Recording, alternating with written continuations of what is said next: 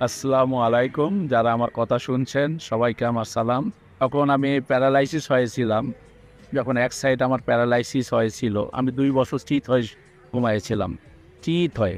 আমার সাধ্য ছিল না যে আমি একটু কাত হব। এইরকমইভাবে থাকতাম আর মুখটা বেঁকা ছিল। আমি কথাবার্তা বলতে পারতাম না। তখন নিজেকে নিজে মনে করলাম যে এই জীবনে এরকমভাবে রাখবো না। তারপরে ধরলাম হলো নামাজ। আর নামাজ যখন আমি ধরলাম, আল্লাহর কাছে কাঁদাকাটি করতাম যে, "আল্লাহ রব্বিল আলামিন, আপনি আমাকে সুস্থ করে দেন। আর না হলে এরকমভাবে আমাকে রেখে না, তাহলে আমাকে নিয়ে নেয়। এই ২ টার মধ্যে একটা করেন।" আমি মুখটাকে ভালো করার জন্য এবং এইরকমভাবে কথাবার্তা আবার সচ্ছলাচল বলানোর জন্য আমি ওই সময় কোরআন স্টার্ট করলাম। আমি কোরআন শরীফ পড়তাম এবং বেশি করে বাংলা পড়তাম, বাংলা কোরআন শরীফ পড়তাম। তারপরে মুখটাকে চালু করার জন্য আমি আয়াতুল কুরসি সূরাটা আমি প্রথমে ফার্স্ট আমি মুখস্থ করি এবং এই আয়াতুল কুরসি সূরাটা পড়ার পরে আস্তে আস্তে আমার মুখ সম্পূর্ণভাবে সুস্থ এবং সুন্দরভাবে, যেটা এখন দেখতেছেন, তারপরে আমি এই কথাবার্তা আবার সুন্দর মতনভাবে বলতে পারলাম এবং আল্লাহও আমাকে সুন্দরভাবে সুস্থ করে দিল।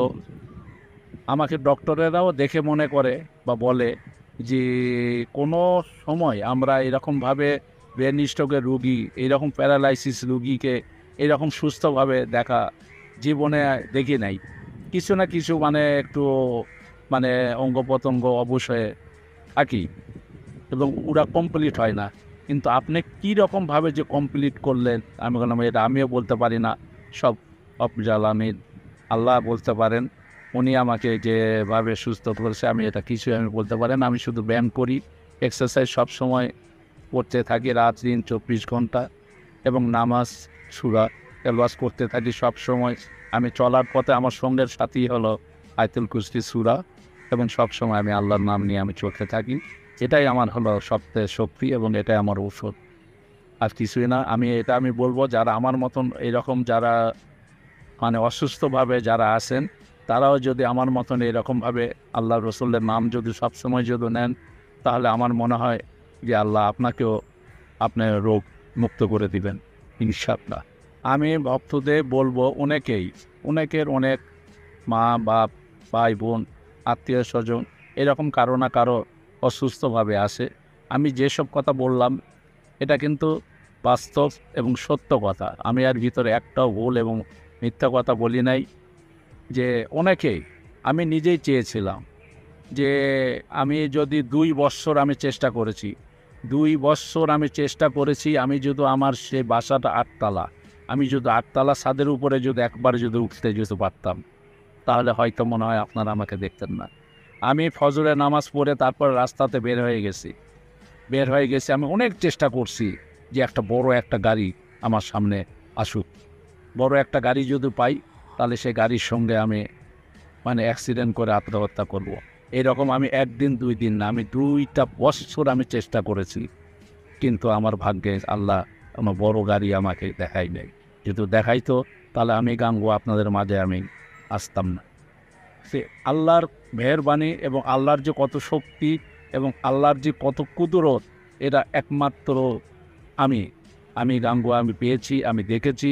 আমি এখন সবল, সুস্থ। আমাকে ১০টা ডাইরেক্টর নিয়ে আমাকে কাজ করতেছে এবং সুন্দর মতনভাবে আমাকে দেখলে আপনারা বলতে পারবেন না যে আমি সেই ব্রেন স্ট্রোকের রুগী, আমি গাঙ্গুয়া। যেটা আমি মানে এত বছর, ৫ বছর, ১ দিন ২ দিন না, ৫ বছর, আমি ২ বছর আমি চিত হয়ে শুয়ে থাকছি। ১ দিন ২ দিন না, ২ বছর ওখানে প্রস্রাব পায়খানা সব কিছু ওই বিছানাতে আমি করেছি এবং আমার ওয়াইফ সব কিছু করেছে। একমাত্র একবারে নিজ হাতে আমার ওয়াইফ, আমার মেয়ে, আমার সম্পন্ন আমাকে যা সেবা করার দরকার তা করেছে। আর একমাত্র আল্লাহর ওসিলায় আমি এখন সুস্থ এবং সুস্থভাবে কাজ করতেছি এবং আমি যেখানে থাকি, যেরকমভাবেই থাকি, নামাজ আমি ছাড়বো না। এই জন্য আপনাদের সবাইকে আমি বলবো যে আপনারাও নামাজ পড়ুন এবং আপনাদের যদি যে কোনো লোকের কাছে আপনারা কিছু যদি চান, তাহলে কতটুকুই বা দিবে বা কতটুকু দিয়ে আপনাদের সাহায্য করবে। আর আল্লাহকে যদি ঠিক মতন যদি ডাকেন, আল্লাহ যখন যদি কাউকে যদি দেয়, তাহলে আপনারা সেই আল্লাহর যতটুকুই দেখ অতটুকুই যদি যে ঘরে রাখবেন সেই দেখবেন ঘর ছোট হয়ে যাবে, ছোট হয়ে যাবে এবং এত বেশি আপনাকে আল্লাহ দিয়েছে যেটা আপনারা ঘরে সে জায়গা হবে না। এই জন্য আপনারা যদি আপদ বিপদ কষ্টতে যদি থাকেন, আপনারা যেমন আল্লাহকে যেমন স্মরণ করুন, এরকম সবসময় 5 ওয়াক্ত নামাজ এবং আমার মতন সবসময় বড় বড় ছুরা এবং আয়াতুল কুরসি সূরাটা সুন্দর মতনভাবে এবং সব সময় সঙ্গে সাথী হিসাবে নেবেন, তাহলে দেখবেন আপনি সুন্দর থাকবেন, সুস্থ থাকবেন এবং সুন্দরভাবে জীবনযাপন করতে পারবেন। এটাই আমার উপদেশ থাকবে সব শ্রোতা, আমার ভাই বন্ধু যারা আমার কথা শুনছেন, আমার যারা ভক্তরা আছেন, তাদেরকে আমার এই একটাই উপদেশ যে আপনারাও আমার মতন আল্লাহকে স্মরণ করবেন সব সময়, আল্লাহ আপনাদের হেফাজত করে রাখবেন। থ্যাংক ইউ সবাইকে, থ্যাংক ইউ, আসসালামু আলাইকুম।